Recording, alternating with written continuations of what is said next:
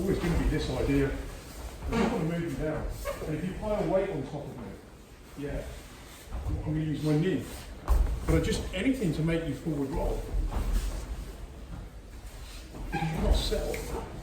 You have to post on the ground, which is what we always say, don't post on the ground. I make you post on the ground, I can move.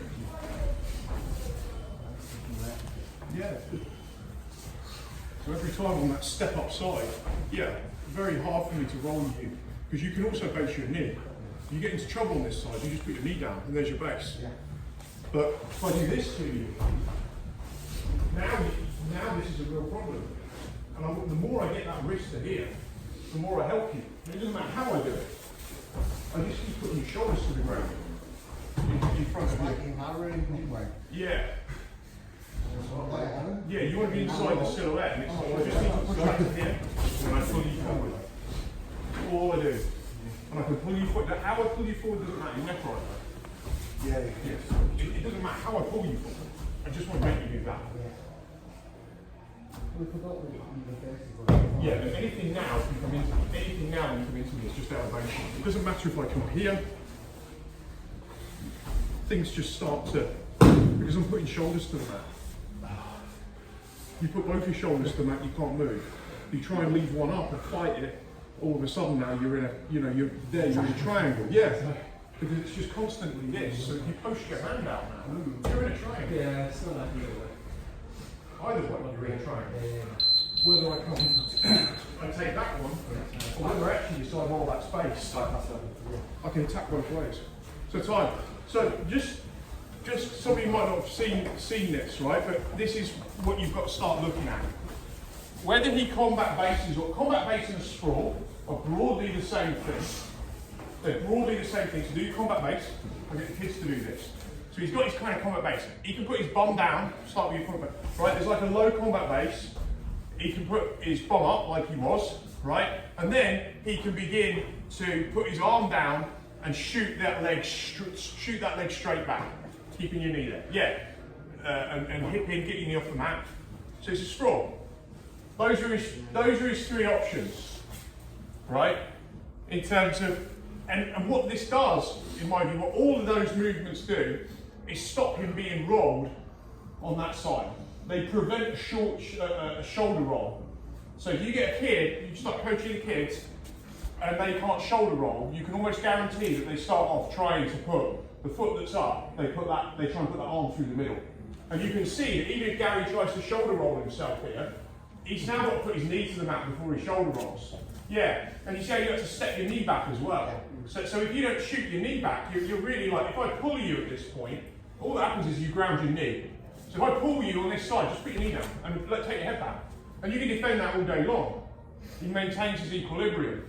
But when he's in that combat base, what he can't defend, if I was helping him shoulder roll, so you get the kids who can't shoulder roll, and you say, right, Gary, I want that foot pointed out, so get him to point the foot out a bit more. That opens the space, that helps, right? That opens the amount of space. That may not happen in reality, but it doesn't really matter if his foot's in. This just makes it easier for him to roll. But all I now really want to do is movements that do this to him. Because he can't fight me while I'm making him roll. When I do this to him, his options are he can try and back away. I go with him. I keep pushing this, so I push this in. Let's say we're super close together, and I push this in. Now I'm going to help him roll. And he either rolls, or he plants his hand to the ground. While he plants his hand to the ground, where's his weight? In his hand. I'm now going to attack a very light leg.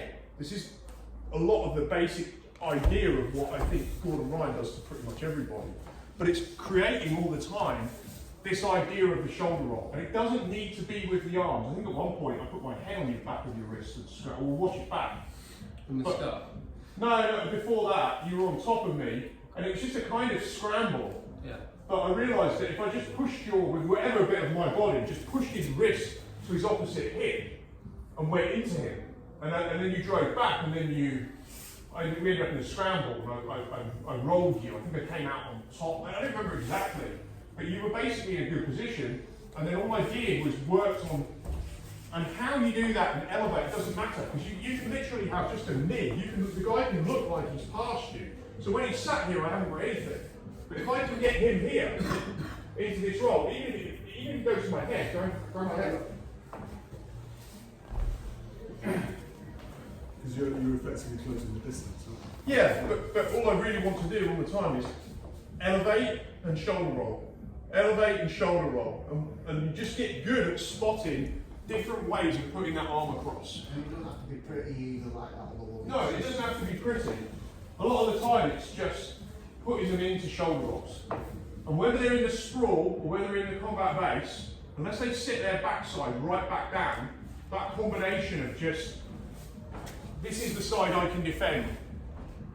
This is the side I can defend. This is the side I can defend. This is the side I can defend. It's always this side. It's always this side.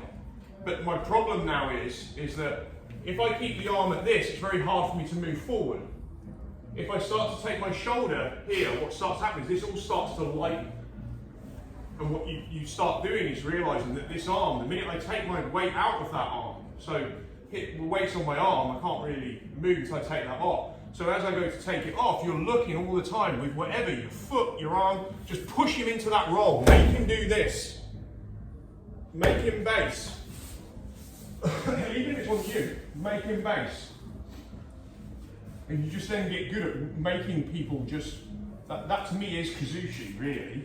You're really just trying to begin with, particularly from the guard, to make them forward roll. And when they defend it, you get up and you drive into them. So you know, almost every position, that's really what you, even mount bottom. You know, you want to get them into a shoulder roll position, and then you bridge them over. But you're making them forward shoulder roll. That's the key thing with it. And so the connection there is all about elevating them. You're elevating them over that open side, where typically the knee is down or it's back and away. And so they then have to post to stop themselves. They have to feel. They want their hips as, this is the basic dilemma, they want their hips as low as possible. Therefore you want their hips as high as possible. Well, you want their hips as high as possible, but their basic dilemma is that to move forward, they need to replace this. It's very, very hard for them to... Reverse. Sorry? Reverse. Yeah, well this is the problem, isn't it? Is that they need that hand there. They need the hand in front of them. Like, if I don't have that, I shoulder roll. So I teach the kids to shoulder roll really by doing, I try and do it as sort of gently as possible for them now. But it's basically kind of this idea. That's the gentlest shoulder roll you can get. Doesn't hurt, it's kind of easy. Anyone should really be able to sort of do it. 75% where there, some of the arms through. Yeah. But this is the thing, I can move forward by shoulder rolling, but the problem is I end up on my back. So then you have this basic dilemma that every time I set this leg up, I also am going to kind of have to have that hand. Or I squat. If I squat, I start typically to square up, and I'm okay going this way, but I now don't really move forward all that well. No. So this is, it's kind of breaking down what it's kind of breaking down what you're dealing with. In a very simple thing. It doesn't matter like what they know and what I don't know. If I can just make them shoulder roll and then move around the chaos, and if I get a really good shoulder roll, we call that sweep. And so in order to not be shoulder roll, you've got to switch your sprawl or switch your combat base. And then the shoulder roll switches to the other side. So a lot of the time there is, as you're in between, it's kind of like, okay, I can't shoulder roll him because I'm not in position. I was in position for the other shoulder roll. So now what do? I buy time, I reset up, I regroup, I try to angle to put my body into a position where I can make him shoulder roll. So you're finding new ways to make him shoulder roll that you haven't figured out before. Or you're going with your existing and you're moving your body into getting better at it. But the objective is to make him shoulder roll. Is there any questions on that at all? And all of it is a shoulder roll. Scarf hold, escapes, all these scarf hold escapes is about really touching his shoulder to the ground. So when I think Henry says go straight up, I would simplify it by even saying which shoulder is closest to the ground. So he's got me in the scarf hold. I mean, it's a great tip they can give, because it's better than everybody else's. Because what he does is he basically is looking at, okay, how can I make this man shoulder roll? That's really the gist of it. So what he says is you go straight up. And then so if you look at it, it's just putting that shoulder to the ground and elevating it. Are you going like 12 o'clock or like 11 o'clock? It is about 11 o'clock. Yeah, like I can make it like, here, I can time this up. I was just showing it the most simple to emphasise. See, look, I want to put this shoulder. So that shoulder, once I start to get that shoulder to the ground, he's basically got this. It's that. Yeah. So there's ways I can open that space up. That's the more efficient roll. I'm not emphasising the legs at all here. I just want to show you that initial. Obviously, it all goes together. But the angle is to put the shoulder to the ground. And if I start doing what you see a lot of judo guys just trying, where it goes wrong, they start trying to take the guy across them. Yeah. Well, that's not making him shoulder roll. Yeah. So I might make this work if I'm 260. Yeah. But fucking hell, I'm gonna, this to me, and he sinks his hips on the ground, I'm not gonna make it, I'm gonna break my own ribs. So I've got to feel, even if his weight's on me, if he puts his hips on the ground, he can't, there's not pressure, but it's much harder than his shoulder rolling. So now I go into him. This is all the same thing. I go into him. And I start making him shoulder roll. And he bases out. And that becomes the game. I think I made that step to the side, do the hoop roll. Like, trying to go over his shoulder, my shoulder. I'm going it's the side and then take it away. And you go to, and that's Hickson's Budo Jake thing. Yeah. He's going to the side. He's not making him shoulder roll. That's really what he's doing. Thanks, Ben. Cheers, Ben. Everything's a consequence of making him shoulder roll. It's